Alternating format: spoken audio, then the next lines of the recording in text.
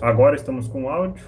Estava bom. Então, infelizmente, nós queimamos aí 6 minutos de live. Que coisa maravilhosa, né? Obrigado, o Alan, que nos informou ali, Além Pensando, nos informou ali que estava sem áudio, né? Que pena. Falei bastante aqui, mas vou retomar o raciocínio. Estou trazendo o tema da escuridão apocalíptica. Por quê? Porque, como eu falei anteriormente nos vídeos que eu falei sobre esse tema, sobre o apocalipse, o pessoal está fazendo aí um revolute aí sobre a questão de um apocalipse estar ocorrendo neste exato momento. Como eu já disse, na literatura, no livro em si, ele é cíclico. Ele traz uma ideia de ciclos. Então ele vem ocorrendo desde a ressurreição do Messias. Tá? Não é que nós estamos agora no Apocalipse. Não, ele vem ocorrendo já há muito tempo. Porém, ele não está no final, como alguns pensam. Alguns estão trazendo essa informação. Por que que hoje o vídeo se trata da escuridão apocalíptica? Porque já ocorreu no ano 1536 uma escuridão terrível que assolou a humanidade. Foi algo terrível. E as pessoas acharam que era o fim do mundo, literalmente. Então eu vou trazer um vídeo hoje sobre este assunto, sobre o assunto escuridão apocalíptica. Imagine você viver nesse dia, você estar vivo nesse dia. Muitos pesquisadores dizem que foi o pior período da humanidade, foi o pior período para se estar vivo na era moderna, vamos dizer assim, né? Pós-Messias. Então vou mostrar para vocês a foto novamente aqui. Olha só, pessoas atiradas aqui, as pessoas desesperadas, as pessoas já desfalecendo aqui, né? Aqui um tentando tomar água ali, desesperado, outro com uma criança nos braços encostada ali chorando, né? Isso é um retrato falado, né? O cachorro uivando ali, os pássaros aqui, corvos, sei lá, em volta aqui, né? Então você vê, aqui tá escrito, ó, Paris. Isso foi em Paris, olha aqui, ó. Tá ali, ó, Paris. Bem no cantinho aqui, ó. Paris. Foi um retrato falado de Paris, tá? Europa medieval. Então, eu fiz uma pesquisa sobre essa informação. Fiz uma pesquisa sobre essa informação para lhes trazer bastante detalhes para vocês verem que essa falácia é muito rentável. Ela traz muitos escritos você falar sobre Apocalipse, porque todo mundo teme o Apocalipse. Todo mundo tem medo do fim dos tempos. E isso é um fato. Por quê? Porque as pessoas têm medo do que não conhecem. As pessoas têm medo do que elas não podem controlar. E o Apocalipse é algo incontrolável. Ele vai chegar inevitavelmente. Porém, como eu já falei aqui, e o Messias mesmo já disse, nós não devemos nos preocupar com o Apocalipse de maneira a se temer, de uma maneira a você pensar o que eu vou fazer no Apocalipse. Né? Isso não é o que nós devemos fazer. Nós temos que nos preparar espiritualmente, primeiramente. Por quê? Porque a preparação espiritual é a que vai garantir que você será 100% elevado a um nível de conhecimento que vai te sustentar. Você vai conseguir se manter, primeiramente, psicologicamente. Porque se você não estiver preparado psicologicamente, você não vai nem conseguir raciocinar direito quando isso começar a acontecer, quando isso ocorrer. Você vai se desesperar, você vai entrar em pânico, vai fazer bobagem. Então, primeiramente, você tem que estar confiante no Messias, tá? Você tem que estar confiante nas obras que ele tem para a tua vida, primeiramente, e que, se for da vontade dele, você viverá nessa época. Mas se não for, talvez você nem alcance essa época. Nós não sabemos quando vai ocorrer a grande tribulação final, tá? Porque já houve grandes tribulações na Terra. Você sabe muito bem que já houve a perseguição da igreja muitas vezes. Tanto é que com o Império Romano houve uma perseguição dos crentes genuínos lançados aos leões no Coliseu. Então, pensa, imagine você ser um crente naquela época genuíno e ser lançado aos leões. Isso é algo estarrecedor. Ocorreu para a diversão de muitas pessoas. Hoje nós estamos vendo algumas perseguições ocorrendo novamente. Como eu falei, é algo cíclico. Você percebe que o Apocalipse ele é cíclico. Ele se repete, mas ele vai se agravando. Ele vai se intensificando. Por isso eu estou trazendo aqui esta questão da grande escuridão apocalíptica. Porque ela mostra o quão grave foi isso E ainda estamos aqui. 1500 anos, mais ou menos, né? Depois. Vamos ver aqui, ó.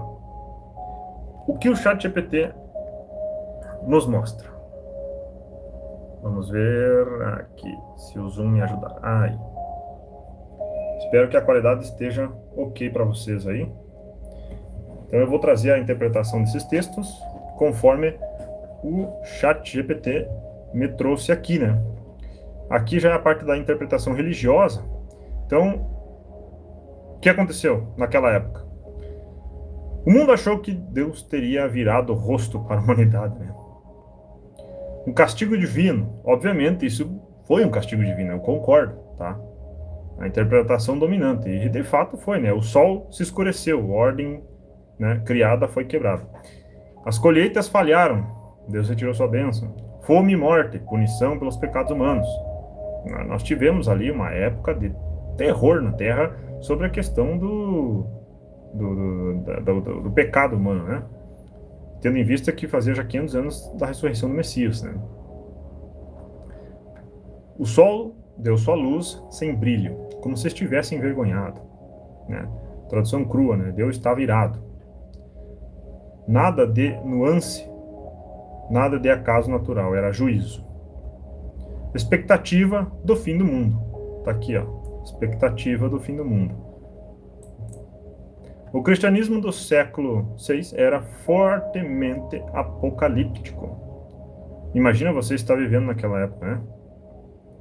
O livro do Apocalipse era levado ao pé da letra. Sinais nos céus, fim eminente, né? Fim iminente, escuridão do sol, cumprimento profético. Muitos acreditavam, o anticristo estava próximo, o juízo final começaria em vida. A história humana estava acabando. Isso causou o abandono de terras, ou seja, as pessoas abandonaram suas terras, desprezaram o futuro, né, que muito está ocorrendo novamente, e o colapso, né, total psicológico das pessoas, né? Esse é o problema maior, né? Um colapso psicológico coletivo. Quando falamos em colapso psicológico, estamos aí dentro de um caos que destrói qualquer civilização, tá? É pior do que desprezo pelo futuro e abandono de terras. Porque o colapso psicológico, ele corrói todas as barreiras de limites da razão humana. Então aqui se rompe a moral, aqui se rompe a ética, aqui se rompe a civilidade humana, nesse ponto aqui, ó. Então aqui é um problema gravíssimo.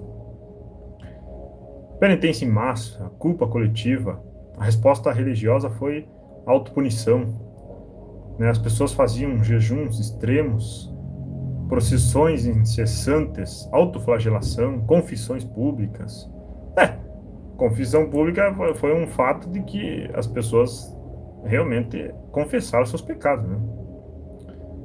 Resultado real, pessoas já desnutridas jejuavam ainda mais. Mortalidade aumentou, doenças se espalharam. Ironia brutal, a tentativa de agradar a Deus piorou a sobrevivência humana. Interpretações relevantes, históricas, né? O Império Bizantino, Deus se afastou do Império. O imperador era visto como representante divino. Crise climática, crise espiritual. O Império perdeu o favor de Deus. Críticas morais, acusações de corrupção espiritual, tensões entre igreja e Estado. Até na China, ó. Perda do mandato do céu, olha só, todos tinham a mesma ideia, né? Que coisa interessante. Na China, a interpretação não era cristã, mas era moral cósmica. Fenômenos celestiais refletem a moral do governante. O que pensavam? O imperador falhou. O céu retirou seu mandato. A ordem cósmica foi rompida. Consequências: rebeliões, questionamento do poder, reformas forçadas. Caos no mundo inteiro, né? Mundo persa e Oriente Médio, né? Então eu estou trazendo para vocês aqui toda a noção do que ocorreu no mundo inteiro. Foi um evento mundial. Vocês têm que ter noção disso. Zoroastrismo e religiões locais, né? Escuridão, avanço do caos. Forças do mal ganhando espaço. Enfraquecimento da ordem cósmica. Não era fim do mundo, mas uma vitória temporária do mal. Essa é a interpretação deles lá, né? superstições local, né? Interpretações bem significantes, superstições locais, espíritos, demônios, maus presságios, maldições específicas. Essas crenças não explicavam o fenômeno, não unificavam respostas, variavam demais. Enfim, aqui ele está trazendo também um resumo do que ocorreu, né? Leituras astrológicas. Alguns astrólogos disseram alinhamentos desfavoráveis, influência de Saturno associada à morte e escassez, influência limitada, mas presente em elites. O que não existiu, verdade seca. Aqui ele traz um pensamento mais cético, né? Eles sabiam que era vulcão, não sabiam. Então eles não sabiam. Houve consenso religioso, não houve. Todos reagiram com fé equilibrada, não reagiram. A reação foi medo, culpa e ignorância científica. Conclusão sem dourar a pílula. O evento de 536 foi interpretado como juízo divino, alimentou pânico escatológico, gerou respostas religiosas que agradavam a crise, fortaleceu o poder da religião pelo medo, atrasou qualquer compreensão racional do fenômeno. A verdade incômoda, a religião da época não explicou o evento, apenas deu sentido emocional ao caos. Isso não é ataque à fé, é descrição histórica. Tá? Então, eu trouxe para vocês aqui essa visão religiosa e agora aqui a parte real da coisa. Como vocês puderam ver, foi algo terrível. Não tem muitas imagens porque justamente era só retratos falados, né? Então vocês podem ver aí, foi algo que realmente deixou as pessoas muito abaladas, né? E parecia o fim do mundo, tá? No ano de 536 foi chamada o pior início da década para a vida humana, dos últimos 2.000 anos ou mais, né? Obviamente não muito, né? Porque teve algumas coisas aí que ocorreram também que foi bem intenso. Partes mais impactantes e significativas, né? O núcleo do evento, o que realmente mudou o mundo. O gatilho, uma ou mais erupções vulcânicas catastróficas, na verdade direta. O evento não foi sobrenatural, foi climático, causado por erupções vulcânicas gigantes. Provavelmente, uma grande erupção em 536, possivelmente na Islândia, outra em 540, talvez uma terceira em 547. Cinzas e aerosóis de enxofre foram lançados na atmosfera, formando um véu global. E isso a gente vê que já ocorreu nos nossos dias atuais. Há pouco tempo atrás nós vimos isso aqui ocorrendo, de cinzas vulcânicas criando um véu em um país, né? Se eu não me engano foi... Bom, não lembro. Teve algumas situações aí que teve um país que ficou totalmente com o céu... Até foi no Brasil aqui há pouco tempo também, né? Que ocorreu, não sei aonde, ali, um vulcão lançou cinzas e nós ficamos aí com um ar de queimado no céu, né? Ah, sim, foi das queimadas, da época das queimadas que teve, e a gente teve um véu aí, pensa, é fumaça que se dissipa, né? Que não é um troço tão pesado que nem cinzas vulcânicas. Nós estamos falando de fumaças que ocorreu aqui e veio até aqui no Brasil por todo lado, né? Então, provas reais. Núcleos de gelo da Groenlândia e Antártica. Altos níveis de sulfatos. Análises químicas modernas trouxeram aí essa informação, né? Isso bloqueou a luz solar em escala global, né? Planetária. A névoa que cobriu o mundo conhecido. Relatos históricos independentes de culturas diferentes dizem a mesma coisa. Aí que está o ponto, ó. Relatos históricos independentes. Então a parte dos independentes significa cada um relatou de sua forma a mesma coisa. Ou seja, na Europa, Império Bizantino, Oriente Médio, China, Ásia Central, o que eles descreveram? Sol fraco, azulado como a lua. Céu turvo durante 18 meses. Vocês têm noção do que é 18 meses sem um sol decente? Cara, isso é algo absurdo. Tá? É algo assim que dá para deixar qualquer um preocupado, né? Então, imagina que você está vivendo essa época onde você tem que plantar, colher, sair por aí, viver sua vida com um céu turvo, um céu que não clareia, não ilumina, né? Então é algo assim de dar pânico, né? Nós podemos dizer que isso deve ter gerado um pânico absurdo nessas pessoas que se preocuparam, né? E acharam de fato que seria o fim dos tempos. E para qualquer um de nós, eu acredito que viver nessa época teria sido como um fim dos tempos, né? Para eles foi, né? Eles não vivem mais, né? Então, o fim dos tempos deles chegaram, né? Dias sem sombra, imagina um dia sem sombra, né? Noites estranhamente iluminadas, né? Olha só, com reflexos, né? Fontes: Proscópio de Cesareia, crônicas irlandesas, registros chineses, né? Então, quando culturas que não tinham contato entre si descrevem o mesmo fenômeno, isso fecha a questão climática, tá? Mostra aí que, de fato, ocorreu um evento climático vulcânico, mas para eles era o fim dos tempos, né? O sol se escurecerá, tá escrito isso, né? Queda brutal da temperatura global, imagina? Queda média de 1,5 a 2,5 graus, né? Nossa, para os padrões climáticos isso é enorme, né? Início da década mais fria em 2.300 anos. Para ter uma noção, né, 2 graus hoje é tratado como limite crítico no aquecimento global. Imagine perder isso de repente. Realmente. E deve ter esfriado muito mais em locais que já eram frios, né? Colapso agrícola. Aqui está um problema gravíssimo, né, cara? O colapso agrícola é a parte de alimentação, ou seja, é a parte que tu vive, né? Muitas pessoas naquela época não tinham tecnologia, não tinham nada. Era só a agricultura.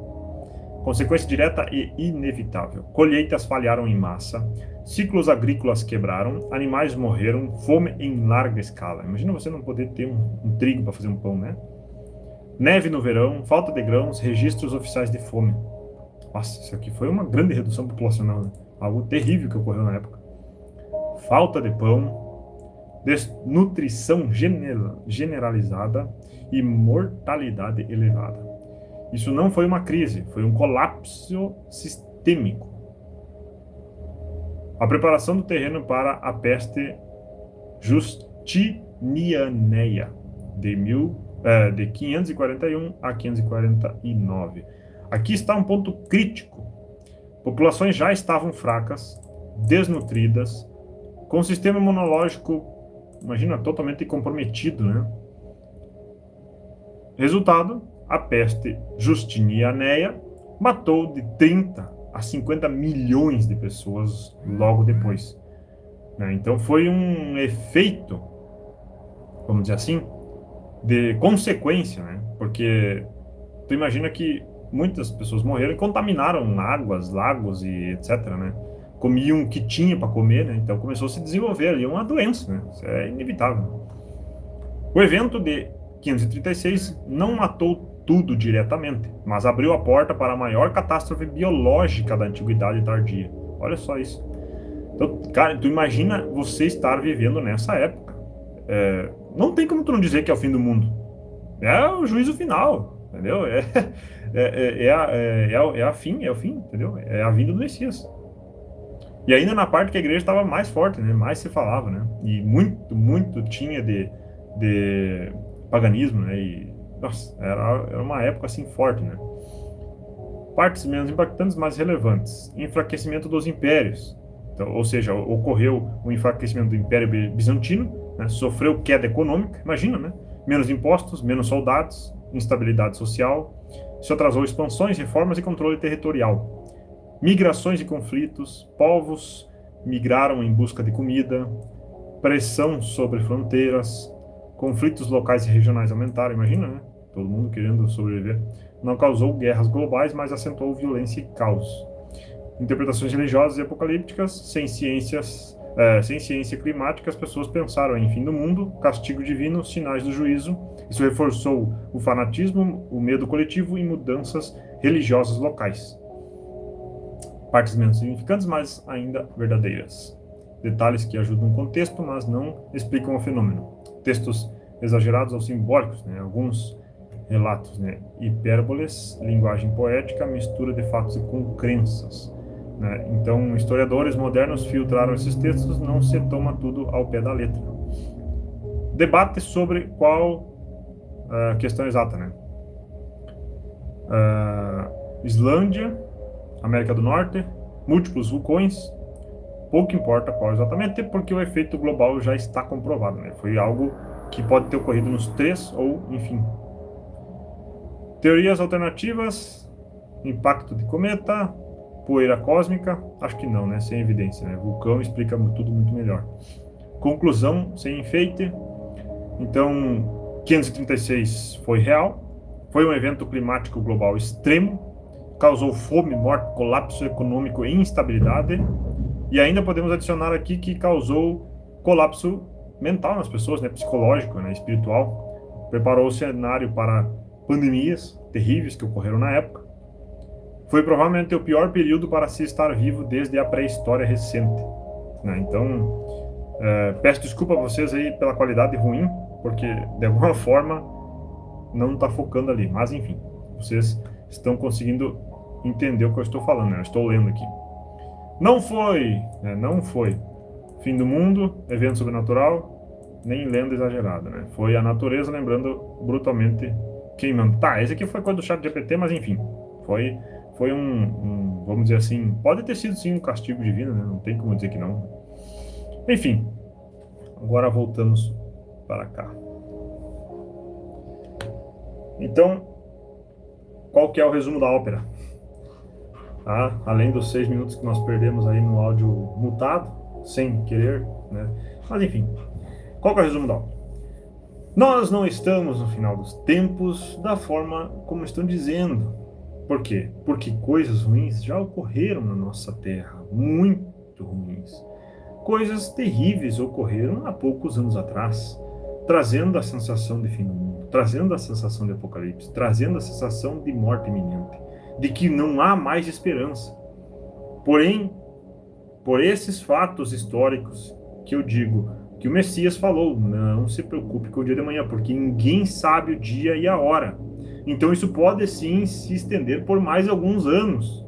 Tudo bem, nós estamos aí num momento de tecnologia extremamente avançada, que pode estar sim culminando para a criação daquele que será o comandante mundial. Porém, há muito chão para ser percorrido até chegar lá. Não se preocupe de modo aterrorizante. Leia as escrituras, estude. Se você está preocupado com o dia de amanhã, se agarre no Messias, porque ele é o amanhã, ontem e hoje. Ele é a verdade, o caminho e a vida. E somente ele pode trazer-lhe a verdadeira espiritualidade, a verdadeira satisfação espiritual, que é saber que você tem o Todo-Poderoso com você. O Todo-Poderoso lhe trazendo alegria, lhe trazendo vida e vida com abundância, conforme a vontade dele. Em nenhum momento ele disse que nos daria o paraíso antes da tribulação. Nós temos que passar, pois assim como o ferro é moldado na têmpera do fogo e ainda é surrado para ficar limpo das oxidações do fogo, sai todas aquelas cascas das impurezas do ferro, né? Ele é purificado no fogo e amarretadas, né? Então, nós também somos aí purificados dessa forma, passando pelas dificuldades, crendo no Messias. Nós temos que ter certeza de nossa salvação, porque é só ela que deve ser o nosso objetivo real de vida. Nós não podemos nos apegar em salvar nossas coisas ou salvar-nos a si mesmos, porque isso não é possível. Somente o Pai, somente o Messias pode fazer isso. Então, de que adianta você se preocupar de modo a perder o sono com o dia de manhã? De que adianta você se preocupar como você vai pagar suas contas? Como você vai fazer tal coisa? Sempre tem uma solução. Sempre tem uma solução. Basta você parar e relaxar sua mente e pensar. O que você pode fazer para ganhar mais? O que você pode fazer para melhorar o seu conhecimento? O que você pode fazer para melhorar o seu relacionamento? Primeira coisa, você tem que dialogar, se for um caso de relacionamento. Se for financeiro, você tem que talvez melhorar a sua capacidade de entregar um produto melhor. E se às vezes o produto é você, então você tem que se evoluir, né? Você tem que buscar aí um curso, você tem que buscar uma formação, você tem que buscar uma melhoria pessoal. Beleza? Então, este vídeo vai ficando por aqui. A escuridão apocalíptica já ocorreu, mas não foi o Apocalipse. Mas para aquelas pessoas foi o Apocalipse, porque eles já não vivem mais. Então, para eles, o mundo terminou.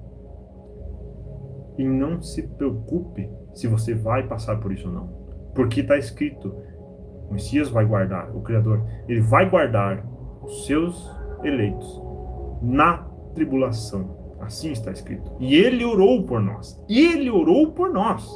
O Messias orou por nós.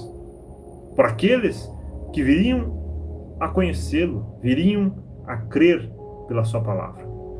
Então, se tu crê através da palavra, através da verdade, você, estando ou não vivo na tribulação, você será guardado. Por quê? Porque os mortos serão trazidos de volta à vida.